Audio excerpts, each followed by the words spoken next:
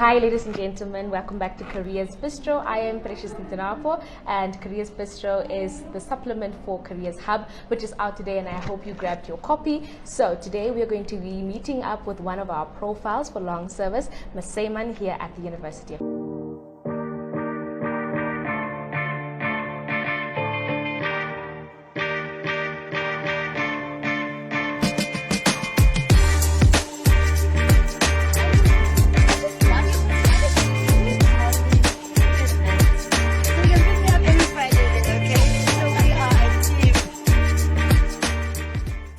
So welcome back to another episode of Careers Bistro. I am Precious Ntanapo, and with me today I have the ever so beautiful Ms. Saayman, who is a commercial law lecturer here at NUST. Ms. Saayman, how are you doing today? I'm doing fine. Okay, so we're just going to dive into your career. How long have you been here at NUST? I've been with NUST since 1987. At that point in time, we were called the Academy, and ever since we've changed to the Polytech of Namibia, and now we are the Namibia University of Science and Technology. So what kept Ms. Saayman going from that time up until now being here at NUST? I did study law, but I also love education. So here I can combine law with education, and I love the interaction with students and also the environment. So it was just a very nice environment to operate in. So choosing a career wasn't really difficult, it wasn't a struggle after studying for your degree? No, you know what, sometimes life happens. I thought I was going to become a lawyer, but then because of various factors I ended up in education, and I stayed there being happy. Yeah. So clearly you enjoy being in education. Would you say there are some difficulties that you faced during your time here? I don't think the difficulties that I am struggling with are unique to NUST or to any tertiary institution. Obviously, in the beginning, especially in the beginning, we struggled a lot with English. But in the meantime, the students, their English has improved tremendously. But generally speaking, our students are well disciplined, well behaved. They are respectful, so I don't really have problems with them. Of course, sometimes they are lazy to come to class, but that is general problems. It's not unique. So not really something that was a major setback to you. No. So apart from law and education, let's say if Ms. Saayman was not a lecturer here at NUST, what do you think you'd be doing? I think I would have gone into law. Then I would have done my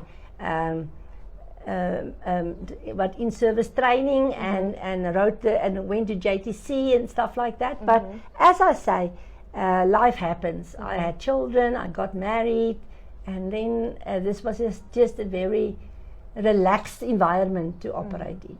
Okay. Speaking of relaxed environments, what do you enjoy doing in your free time? Oh, in my free time. Oh, I love reading. I love drinking tea with my friends. I love traveling, but now with COVID we couldn't travel. So, and I'm not that fond of watching TV. But generally speaking, hang out with my friends, and then my daughter at this point in time is in Singapore. So I would love to go and visit her, but I haven't seen her for 2 years now because of COVID. Wow. Yeah. So you've mentioned traveling. I just want to know, like with your career, how do you balance and how do you manage to fix traveling into your schedule? We at NUST, we have enough leave. So, I travel during my leave times. I do not combine education with leave. If I'm traveling, I'm traveling. I'm on holiday, and but we have enough leave at NUST. Yeah, so enough to cater to travel. And yeah, I haven't got more money in any case to travel more than my leave. Okay, so what are some of your greatest achievements during your time here at NUST in your career? Okay, I'm older now. That's most probably why you're having the interview with me. I've been a dean. I've been an associate dean. I've been an HOD for many, many, many years. I was also part of the transformation from a polytechnic to NUST. But now I am scaling down. So I've stepped down from those positions, and now I'm just a deputy director lecturer. So Ms. Saayman, you mentioned that you've been here since 1987. So I just want to know, since 1987 up until 2022, has there been a specific student or a specific group of students who had an impact on your life during your career? Oh, there were many. You must remember, especially right at the beginning, when NUST, the old academy, opened, we had a lot of people from the government service that came to study. I know for once there were some people who are nowadays ministers, and some of them are CEOs from banks, and they have been in my class, and they all some of them have very high positions here at NUST. So yeah, if I could contribute towards their education, and it's very, very nice if you go to a place and you meet some of your students who are very successful. Yeah, so that must be the one thing that keeps you going in this career. Having to see that your learners end up and they're doing great things. I think that's about it for our segment. We had really so much fun, and we're grateful to have you on our episode today for Careers Bistro. Okay, thank you very much. So we just want to end it off with giving a piece of advice to the youth who are still trying to find their paths in their careers. Good advice will be don't just go to tertiary education and study what is in front of you. I think you must do a lot of investigation, see where there are work possibilities, because we do find that a lot of our students qualify well, and then after completing their studies, they struggle to get jobs. So don't just opt for the easiest way out. Do your investigation and see where you can serve Namibia, and just don't go and say, okay, I just want to go to a tertiary education institution and I'll also do this. Mustn't do that. Thank you. Because so then we walk into our students and then they tell us, no, they haven't got jobs. So they must do a proper investigation before they decide in which direction they want to go.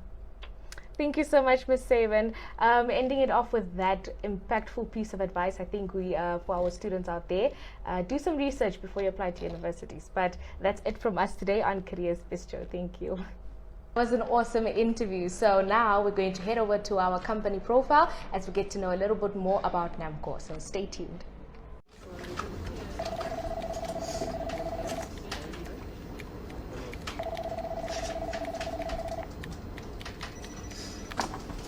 My name is Emmanuel Mulunga.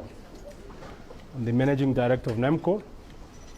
I've been the Managing Director of NAMCOR for the past 5 years, and over those years, my primary focus was to build a brand that could withstand the turbulence in a highly complex industry. Our goal is to become a world-class petroleum organization. If it's not world-class, it's probably not us.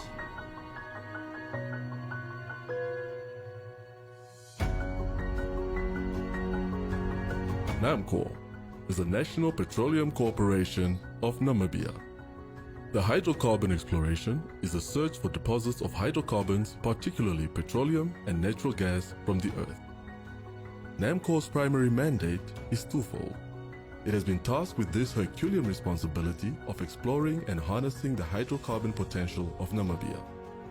Secondly, its mandate is to commercialize Namibia's hydrocarbon resources and profitably deliver petroleum products to the Namibian market, and in so doing, ensuring security of supply of this highly sought-after global commodity. Over the next 5 years, we plan on responding to the opportunities across the entire oil and gas value chain in line with our mandate.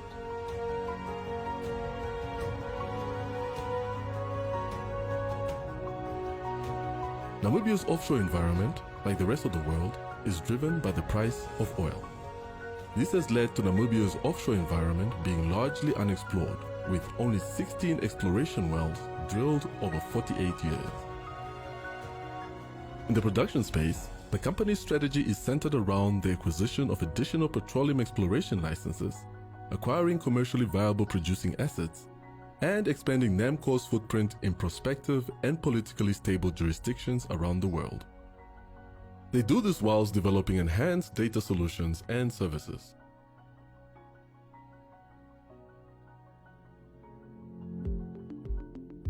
NAMCOR has been appointed by the government of the Republic of Namibia to manage and operate the new state-of-the-art National Oil Storage Facility in Walfish Bay. The facility will host products that include ULP 95, Diesel 50 ppm, HFO, and jet fuel. The company has been designated as the operator of the 70 million litre National Oil Storage Facility and jetty at Walfish Bay. Upon completion, this will improve Namibia's security of supply of petroleum products. The new national oil storage facilities will allow us to fully activate our downstream strategy, which involves the expansion of our storage footprint within Namibia. NAMCOR intends on building additional storage facilities in strategic locations across the country, in Ondangwa, Tatima-Mulilo, Windhoek, and Gobabis. The company is committed to delivering shareholder value in a manner that is sustainable and in line with the company's mandate. Digital enablement and operational and organizational excellence are central to the delivery of the company's strategy. Doing more with less is now a theme central to service delivery at NAMCOR. Systems integration will be key for more efficient operations across the board.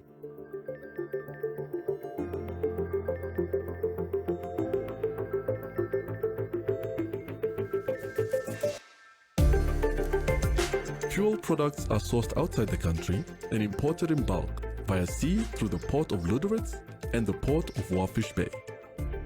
The company delivers value in the downstream sector through the sale of various petroleum products to different segments of the market. Among them, government, parastatals, and the private sector, which include mining, construction, and transport industries.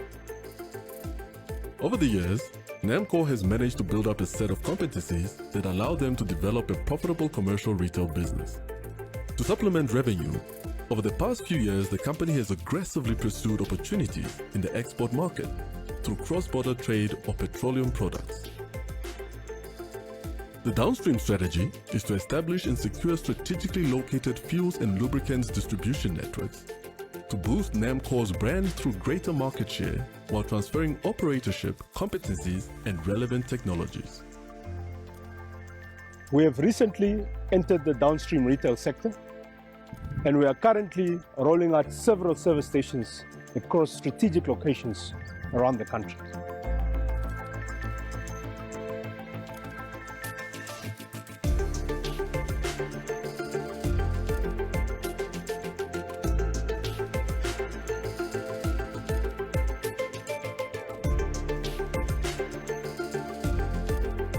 NAMCOR continues to operate successfully despite the highly competitive environment within which it operates. NAMCOR's world-class exploration and production database, as well as oil license blocks, form some of the major attractions to Namibia's hydrocarbon potential and rivals the very best in the world. Digital and operations excellence are key to the company. Digitalization allows us as an oil and gas company to add value to our products and services by not only containing costs, but also to aid in decision-making and operational efficiency. The company prides itself in its employees as its greatest asset. A high-performance culture ready to respond to the evolving demands of its customers. A committed workforce with unmatched work ethic, committed to the highest standards of excellence. The company recognizes that each employee is more than just a number. Behind each and every one of its employees is a family dependent on NAMCOR's success. Before anything else, the health, safety, and well-being of our employees comes second to none. We spend a significant amount of time laying the foundation to prepare the company for exponential growth, essentially laying the tarmac that will prepare us for takeoff.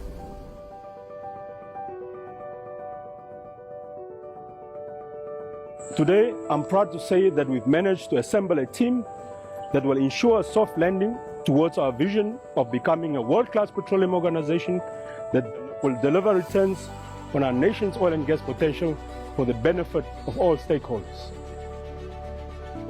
NAMCOR is in possession of differentiating capabilities that other players in the market cannot replicate.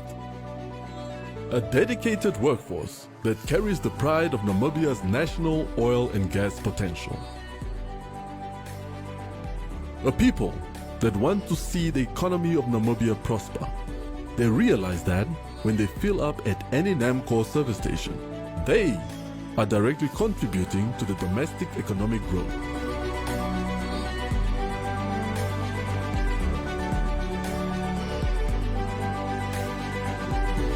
Because NAMCOR is a Namibian state-owned company. NAMCOR's success is the country's success.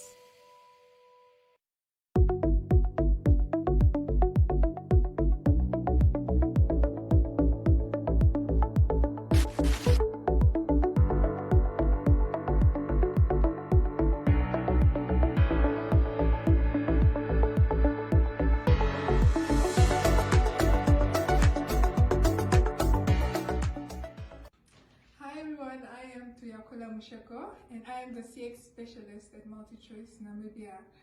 I was born in Ashakati but was raised in Windhoek. I went to Cedar Primary School and I went to Delta for high school. I got a degree in applied math and statistics, whereby I also worked in different areas in different industries such as financial and as well as no, let me not lie, I was in financial and now I'm in media, so like my degree really allowed me the possibility to work in different industries.